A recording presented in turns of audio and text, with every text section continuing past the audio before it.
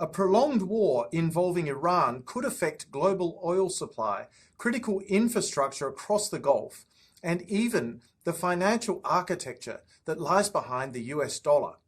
Yet the emerging dynamics of this conflict suggest something many observers did not initially expect, that it may not end quickly.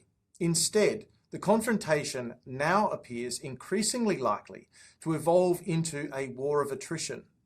To understand why, and why the consequences could extend far beyond the battlefield, we need to look at how the two sides define victory, and why those definitions make a rapid resolution very unlikely.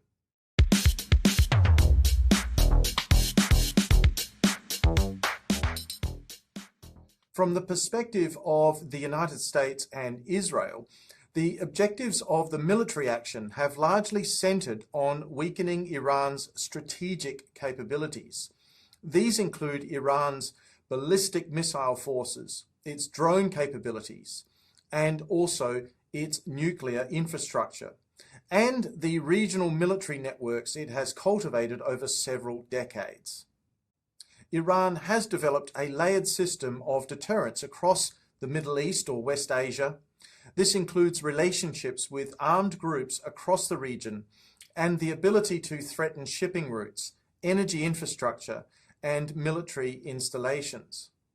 Military operations aimed at degrading these capabilities are therefore intended to reduce Iran's ability to project influence and threaten neighboring states. However, recent political statements from senior leaders have suggested that some policymakers may view regime change in Tehran as the ultimate strategic objective. If that is indeed the case, the scale of the challenge becomes much greater. Regime change is not simply a matter of destroying military assets. It involves destabilizing an entire political system, something that historically has proven extremely difficult for external powers to achieve. For Iran, the definition of victory is fundamentally different. Iran does not necessarily need to defeat its adversaries militarily in order to claim success. Instead, the survival of the political system itself would constitute victory. This creates a profound asymmetry in the conflict.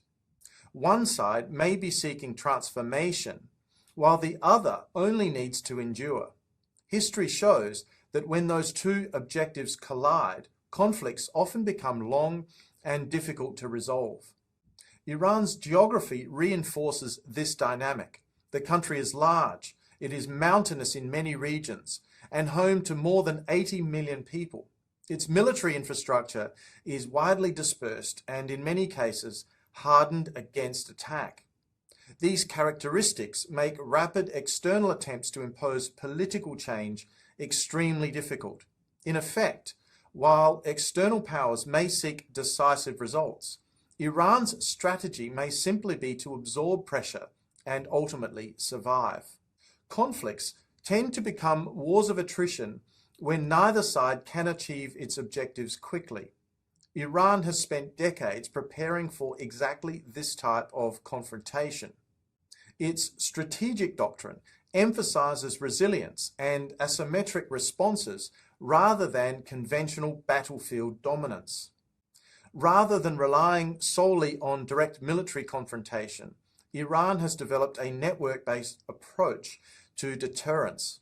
This includes the ability to threaten economic infrastructure and maritime activity across the region. At the same time, external powers pursuing ambitious strategic objectives may find that sustained pressure is required to achieve meaningful results. When both sides believe that time may ultimately favor them, conflicts often shift from decisive campaigns towards prolonged strategic competition. And when conflicts become prolonged, their consequences rarely remain confined to the battlefield.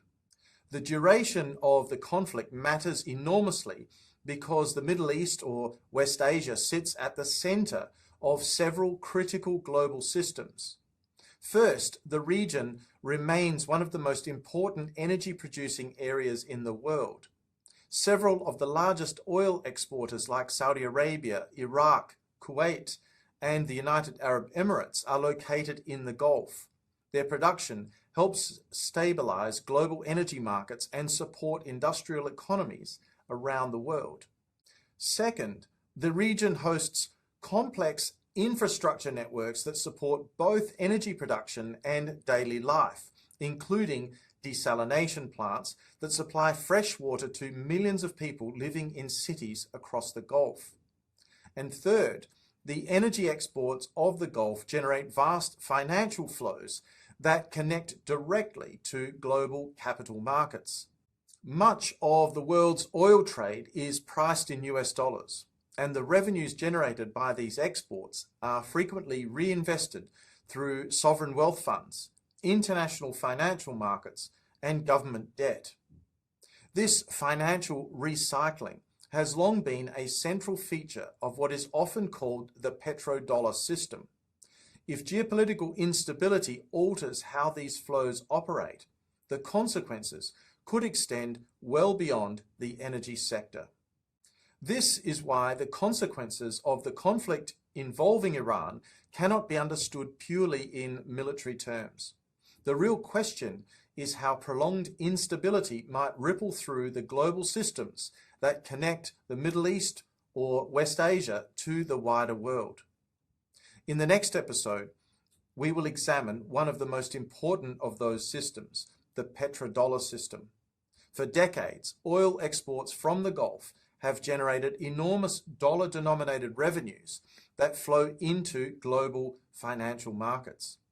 If geopolitical tensions reshape how those financial flows operate, the effects could extend far beyond the energy market, influencing capital flows, financial stability, and even the structure of global economic power. If you found this analysis useful, please like and subscribe, and I look forward to seeing you again soon in the next installment of Climate Mundial. Bye for now.